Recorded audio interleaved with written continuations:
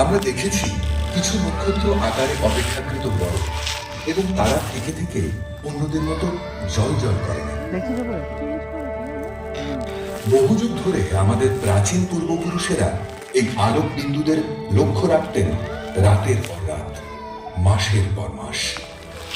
তাদের পর্যবেক্ষণ এই সিদ্ধান্ত নিয়েছিল যে এরা এক একটি বিশেষ অদৃশ্য বক্ররেখার পথে চলমান।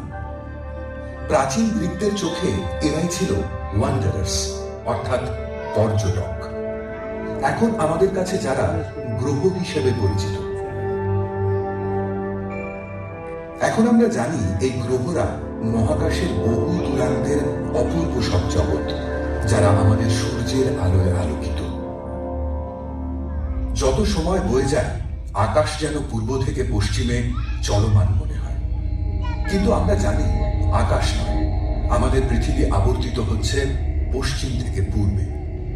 চলমান নক্ষত্র খচিত আকাশে একটি নক্ষত্র স্থির, যার নাম ধ্রুবতারা।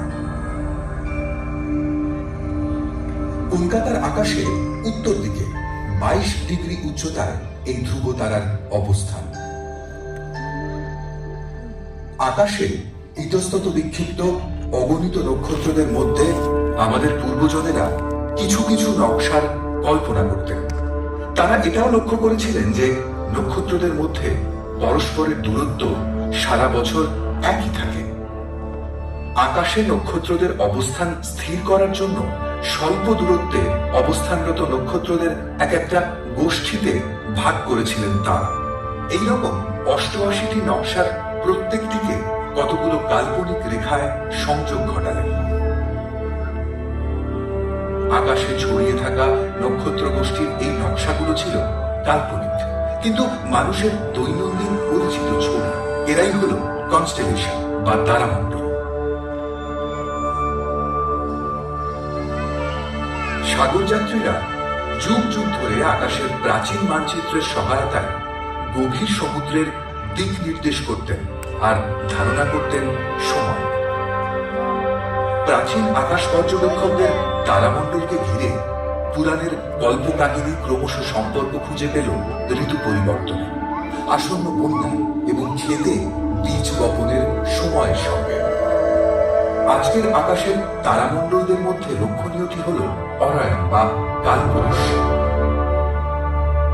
এই সুস্পষ্ট নক্ষত্র গোষ্ঠীর নকশা গ্রিক পুরাণের দুর্জয় বীর অরায়নের প্রতীক।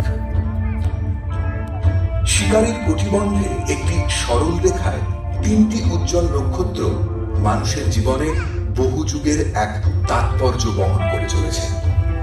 আজকের আকাশের অন্যান্য তারামণ্ডলগুলো হল আরসা মেজর বা গ্রেট বেয়ার, ভারতবর্ষে যাকে আমরা সপ্তর্ষি মণ্ডল বলে থাকি, Cassiopeia the queen, Taurus the bull বা বৃষ রাশি,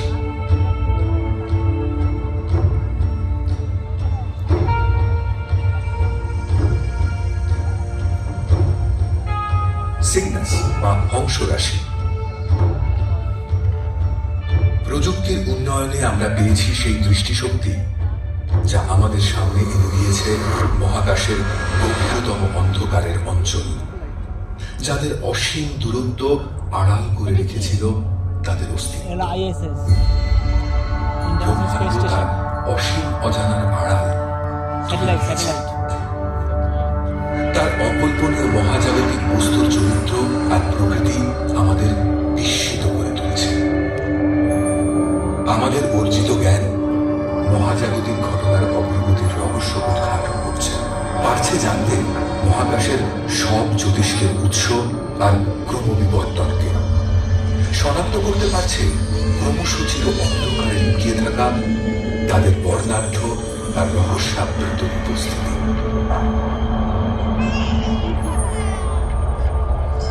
এবার আমরা মহাকাশের কিছু বিশাল, বিস্ময়কর ও বর্ণাঢ্য ঘটনার সাক্ষী হতে চলেছে। মহাকাশে আমাদের চেনা অনেক বস্তুর সৃষ্টির মূলে কাজ করছে ভয়াবহ মহাজাগতিক সংঘর্ষ, আর সেই সৃষ্টির গল্প এখন উপস্থিত করছে দ্য কসমিক কলিশনস।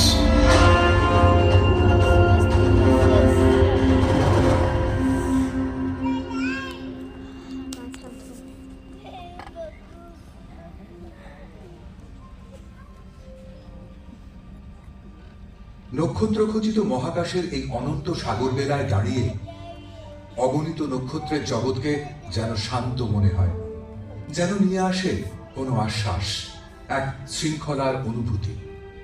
প্রতিদিনের পরিচিত আকাশে কোনো অজানা আগন্তুকের হঠাৎ আবির্ভাব আমাদের বিস্মিত করে। আমাদের পূর্বপুরুষেরা আতঙ্কিত হতেন আকাশে ধূমকেতু দেখা দিয়ে। 1631 খ্রিস্টাব্দে ভিসুভিয়াসের জ্বালামুখ থেকে গড়িয়ে আসা অফুরন্ত লাভায় যখন জীবন্ত সমাধি হচ্ছিল ইতালির দুটি শহর, তখন আকাশে দেখা দিয়েছিল এক অচেনা অনাহুত ধূমকেতু। 1665 প্লেগে জর্জরিত লন্ডনের আকাশে সহসা এক ধূমকেতুর আবির্ভাবকে দেখা হয়েছিল দুঃসময়ের অগ্রদূত হিসেবে। তাই প্রাচীনদের কাছে ধূমকেতুর দর্শন ছিল দুর্লক্ষণ, কোনো অমঙ্গলের পূর্বাভাস। কিন্তু আজ আমরা জানি ধূমকেতুরা আসলে বরফ আর পাথরের চাই, যারা সৌর পরিবারের বাইরে একটি নির্দিষ্ট উপবৃত্তাকার কক্ষপথে সূর্যকে প্রদক্ষিণ করে। যখন ধূমকেতু উত্তপ্ত সূর্যের দিকে আকর্ষিত হয়, তখন কঠিন বরফ গলে গিয়ে সৃষ্টি করে লক্ষ লক্ষ মাইলব্যাপী ধুলো আর বাষ্পের লেজ। এই ধূমকেতুর লেজ থেকে ফেলে যাওয়া উল্কাখণ্ডগুলো পৃথিবীর আবহমণ্ডলে প্রবেশ করে বায়ুমণ্ডলে সংঘর্ষ ঘটাবে। সংঘর্ষের ফলে জ্বলতে থাকবে খণ্ডগুলো, আর সৃষ্টি হবে উজ্জ্বল উল্কা বৃষ্টি।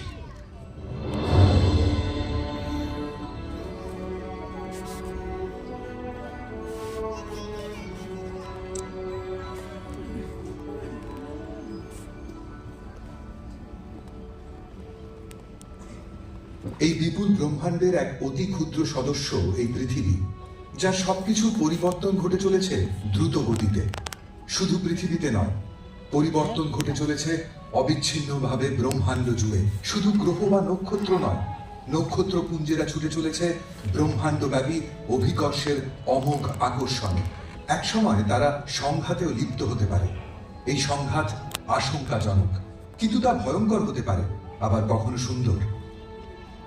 আসুন আমরা পাড়ি দিই পৃথিবীর আশেপাশে, পেরিয়ে যাই সুদূর ছায়াপথ, বুঝতে থাকি কেমন করে মহাজাগতিক সংঘাত গড়েছিল ব্রহ্মাণ্ডের অতীতকে, বদলে দিচ্ছে বর্তমান, আকার দিয়ে চলেছে আগামীকালে।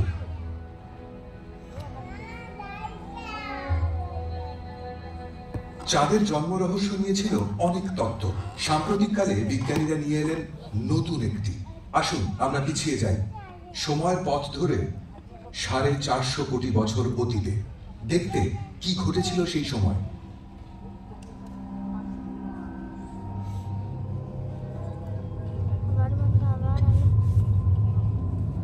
আমরা দেখছি প্রাগৈতিহাসিক পৃথিবীকে, যখন সে গড়ে উঠছিল গ্রহ হিসেবে। পৃথিবীতে তখনও আসেনি প্রাণের স্পন্দন।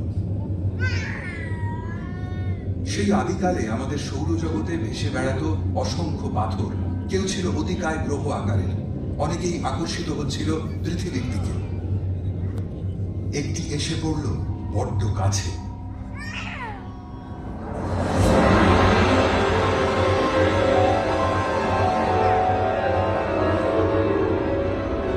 ঘটল এক প্রচন্ড সংঘর্ষ। পৃথিবীর একাংশ উৎক্ষিপ্ত হল, মহাকাশে ছড়িয়ে পড়ল ধ্বংসাবশেষের গলন্ত পাথর। কিছু পাথর ফিরে এলো বিধ্বস্ত পৃথিবীতে।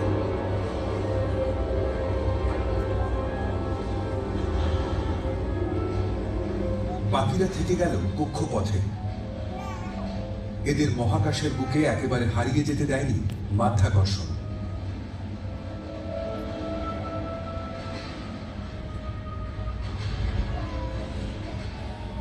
পৃথিবীকে কেন্দ্র করে ঘূর্ণায়মান অসংখ্য পাথর মাধ্যাকর্ষণের প্রভাবে পরস্পরের কাছে আসতে থাকল। ঘটছিল আরো সংঘাত, আর গলন্ত পাথর মিলেমিশে সৃষ্টি করতে থাকলো আরো বড় পিণ্ড।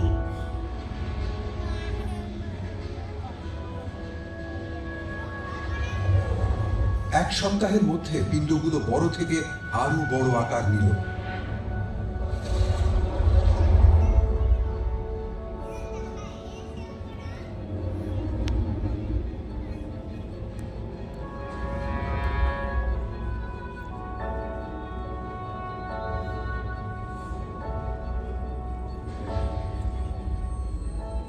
আর 1 মাসেরও কম সময়ে অবিশ্বাস্য মনে হলেও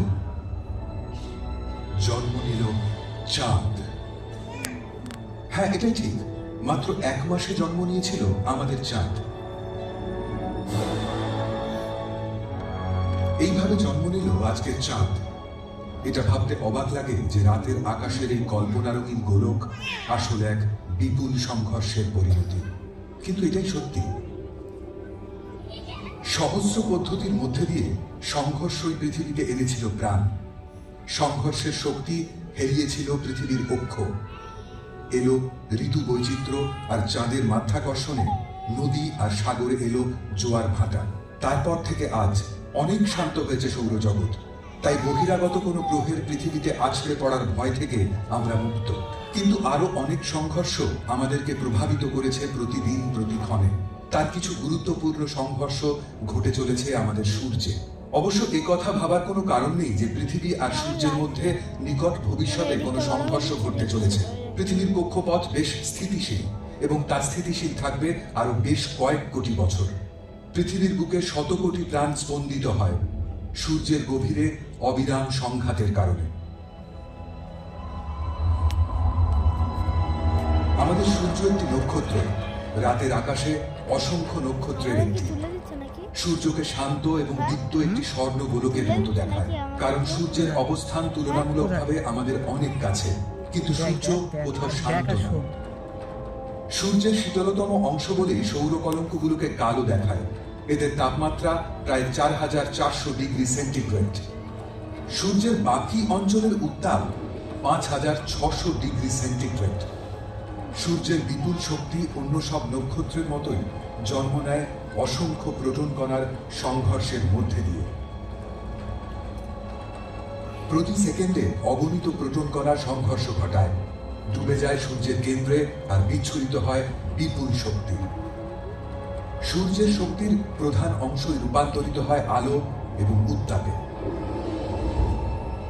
কিছু প্রবাহমান শক্তি সূর্যপৃষ্ঠ থেকে সৌর বাতাস হয়ে বয়ে যায় সৌরমণ্ডলের মধ্যে দিয়ে, ঘন্টায় প্রায় 10 লক্ষ মাইল গতিতে, অথবা প্রায়শই আরো দ্রুত গতিসম্পন্ন সৌর বাতাসের কণা বিস্ফোরিত হয় মহাকাশে। আমরা এখন নাসার উপগ্রহের চোখ দিয়ে সৌর ঝড়ের প্রকৃত ছবি দেখছি। এরা কিন্তু একেবারেই শান্ত নয়। আমাদের কৃত্রিম উপগ্রহের ক্যামেরাকে অকেজো করে দিয়েছিল এই সৌর ঝড়।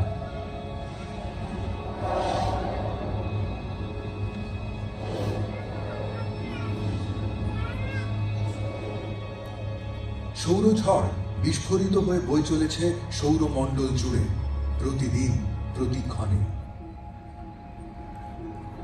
এই ঝড়ের প্রভাবে পৃথিবীর বায়ুমণ্ডলের উপরিস্তরের একটা বড় অংশ লুপ্ত হতে পারে, বিলুপ্ত হতে পারে প্রভূত পরিমাণ জল, আর বদলে দিতে পারে বিবর্তনের ধারা। কিন্তু সৌভাগ্যবশত পৃথিবীকে সুরক্ষিত রেখেছে এক অদৃশ্য প্রাকৃতিক আচ্ছাদন। এই দৃশ্য পৃথিবীর চৌম্বক ক্ষেত্রের এক মানুষ চিত্র। পৃথিবীর কেন্দ্রে লৌহের উপস্থিতি পৃথিবীর চৌম্বক ক্ষেত্র সৃষ্টির কারণ, আর তাই পৃথিবী যেন এক অতিকায় চুম্বক, কাউকে করে আকর্ষণ আবার কাউকে বিকর্ষণ। এই চৌম্বক ক্ষেত্রের আচ্ছাদনই পৃথিবীকে সৌর ঝড়ের প্রভাব থেকে রক্ষা করে। এই ঝড়ের কিছু কণা চৌম্বক আচ্ছাদন ভেদ করে পৃথিবীর উত্তর ও দক্ষিণ মেরুতে জমা হয় আর সৃষ্টি করে চমকপ্রদ কম্পমান আলোর পর্দা, যার নাম মেরু প্রভা। সৌর বাতাস আর সৌর ঝড়ের আয়নিত কণার সঙ্গে পৃথিবীর আবহমণ্ডলের উপরিভাগের গ্যাসের সংঘাত ঘটে এবং বায়ুমণ্ডল উজ্জ্বল হয়ে সুমেরু প্রভা সৃষ্টি করে।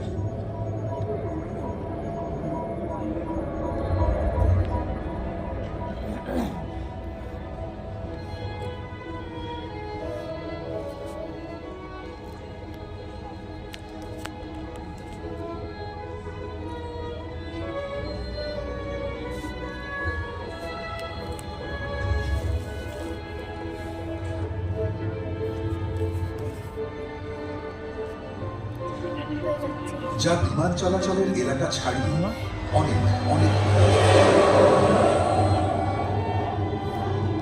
আর এটি সৃষ্টি করে অপূর্ব এই প্রাকৃতিক আলোর খেলা।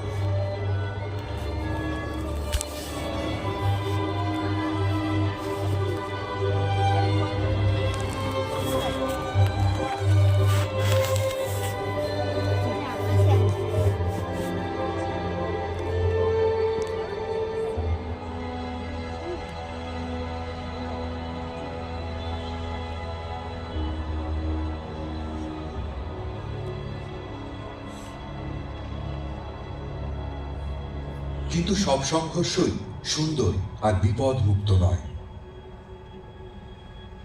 এমনই এক ভয়াবহ সংঘর্ষ পৃথিবীর জীব বিবর্তনের গতিপথকে দিয়েছিল বদলে। সৌরমণ্ডলে একটা গ্রহাণুপুঞ্জের এলাকা যারাও প্রদক্ষিণ করে চলেছে সূর্যকে। গ্রহাণু হলো পাথর আর ধাতব খণ্ড।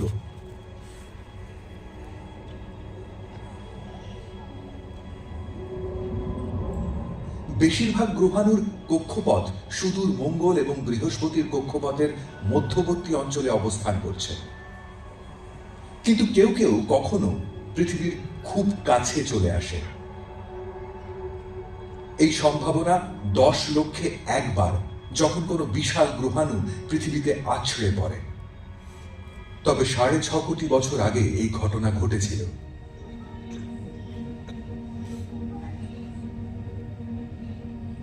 প্রায় 12 কিলোমিটার চওড়া গ্রহাণুটি ঘন্টায় 65,000 কিলোমিটার বেগে ছুটে এসেছিল পৃথিবীর দিকে।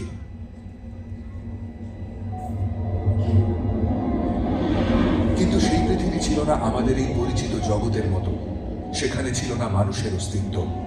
এই গ্রহ ছিল অতিকায় ডাইনোসরদের বিচরণ ভূমি।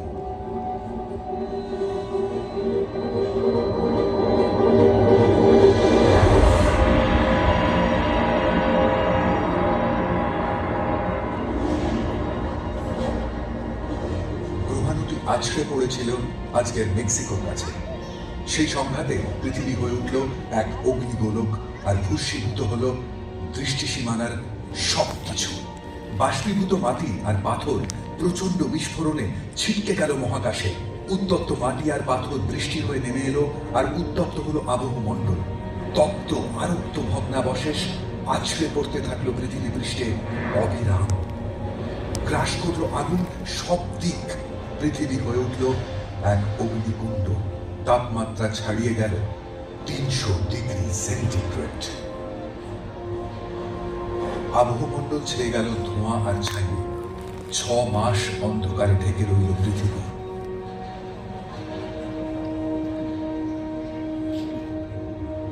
ব্যাপক ধ্বংসলীলা, আগ্নেয়গিরির অগ্নুৎপাত আর সুনামির ফলে নিশ্চিহ্ন হল জীবজগতের 4 ভাগের 3 ভাগ। ডাইনোসর যুগ বেঁচে রইল শুধু জীবাশ্মে।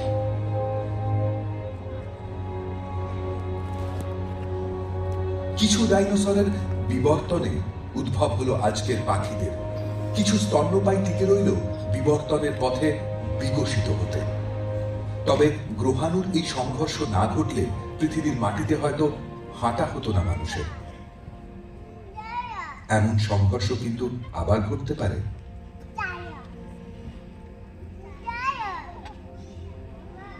পৃথিবীতে আছড়ে পড়ার আগেই কোনো গ্রহাণুকে ভেঙে গুড়িয়ে দিলে এক ঝাঁক পাথরের বৃষ্টি নেমে আসবে।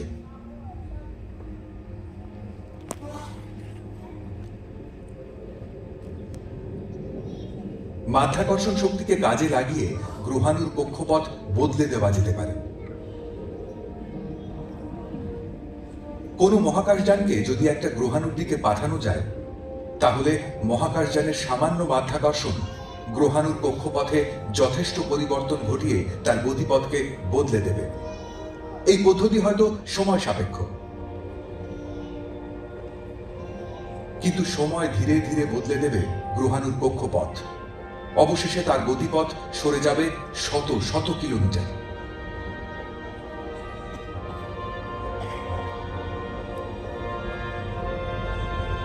কয়েকশো কিলোমিটার খুব বড় দূরত্ব নয়, কিন্তু পৃথিবী হবে নিরাপদ।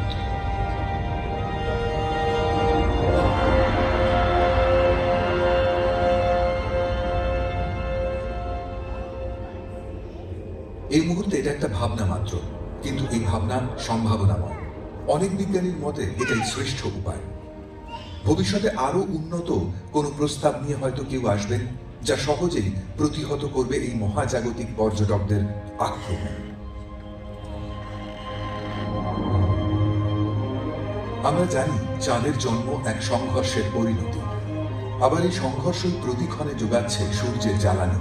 এই সংঘর্ষে লিপ্ত হয়েছে ডাইনোসরেরা। আর জেনেছি মাধ্যাকর্ষণ শক্তি এক সম্ভাবনাময় পদ্ধতি।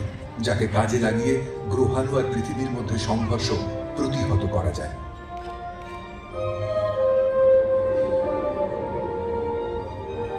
মহাকাশে আমাদের সন্নিহিত অঞ্চলে ঘটে চলেছে এই সব ঘটনা।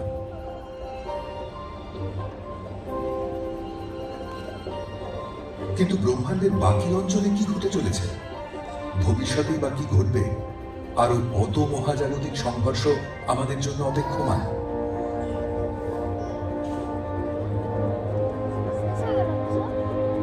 এখন আমরা পেরিয়ে চলেছি ছায়াপথ। এখানেই আমাদের বাসভূমি সৌরমণ্ডল। ছায়াপথ হল লক্ষ লক্ষ নক্ষত্র আর সহস্র কোটি গ্রহের বাসভূমি আর বিপুল পরিমাণ গ্যাস ও ধূলিকণার সমষ্টি। নক্ষত্রপুঞ্জের অবস্থানরত বেশিরভাগ নক্ষত্র পরস্পরের থেকে এতটাই দূরে যে তারা কদাচিৎ সংঘর্ষ ঘটায়। কিন্তু কিছু বিরল ব্যতিক্রম রয়েছে। ছায়াপথের প্রান্তদেশে এসে আমাদের গতি একটু কমানো যাক। এই যে নক্ষত্রগুলো আমাদের সামনে ছুটে চলেছে, এগুলো একটি পুঞ্জীভূত নক্ষত্রের অংশ, এতটাই ঘন সন্নিবিষ্ট যে মাঝে মাঝে পরস্পরের মধ্যে সংঘর্ষ ঘটায়। এগুলো এতটাই বিরল ঘটনা যে লক্ষ বছরে একবার ঘটে। এবার আমরা ছায়াপথকে ছাড়িয়ে দ্রুত গতিতে এগিয়ে যাব ভবিষ্যতের দিকে। তাকিয়ে দেখব পিছনে ফেলে আসা আমাদের নক্ষত্রপুঞ্জকে, আর দেখব আমাদের ব্রহ্মাণ্ডকে। ভবিষ্যতের পথ ধরে এখন আমরা লক্ষ লক্ষ বছর পার হয়েছি আর ফিরে এসেছি পৃথিবীকে 5 লক্ষ আলোক বর্ষ দূরে। এই আমাদের ছায়াপথ নিকটতম অ্যান্ড্রোমিডা নক্ষত্রপুঞ্জের সঙ্গে এক আসন্ন সংঘর্ষে লিপ্ত। প্রতি সেকেন্ডে এখন আমরা ছুটে চলেছি আলোর গতিতে। ব্রহ্মাণ্ডের আর সবকিছুর মতোই নক্ষত্রপুঞ্জেরাও সবসময় গতিশীল। পরস্পরের থেকে অনেক দূরে থাকা সত্ত্বেও মাধ্যাকর্ষণের অমোঘ আকর্ষণ তাদেরকে কাছে টেনে আনে। এই দুই নক্ষত্রপুঞ্জ এক ঘূর্ণাবর্তে স্বচ্ছন্দে পাক খেতে থাকবে।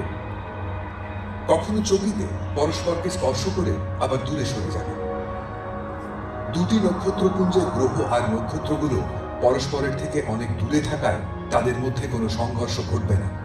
বিজ্ঞানীরা মনে করেন সংঘর্ষ ঘটবে দুটি নক্ষত্রপুঞ্জে বিস্তৃত গ্যাস ও ধূলিকণার মধ্যে।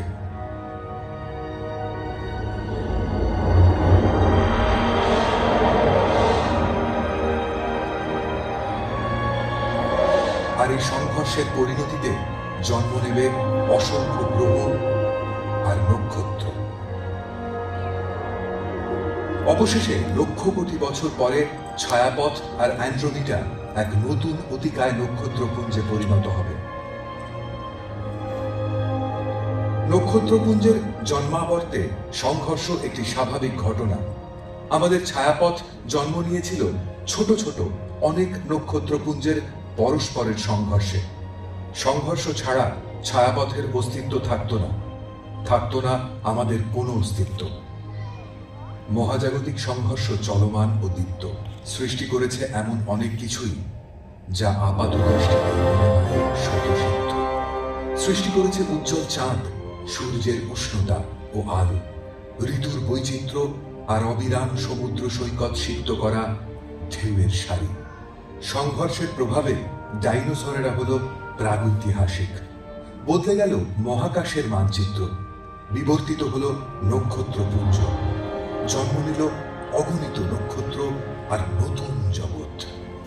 বিবর্তনশীল এই সুবিশাল মহাকাশে এক অতি ক্ষুদ্রাংশ দখল করে রয়েছে মানুষ। এখানে আমরা যেন নিছক এক ক্ষণিকের যাত্রী, কিন্তু আমরা অভিযাত্রী। বুঝতে চাইছি মহাকাশের চির পরিবর্তনশীল প্রকৃতিকে। আমাদের সীমাহীন কৌতূহল হয়তো উন্মোচন ঘটাবে এমন এক অজানার, যা আসলে আরো এক মহাজাগতিক সংঘর্ষের ভাঙা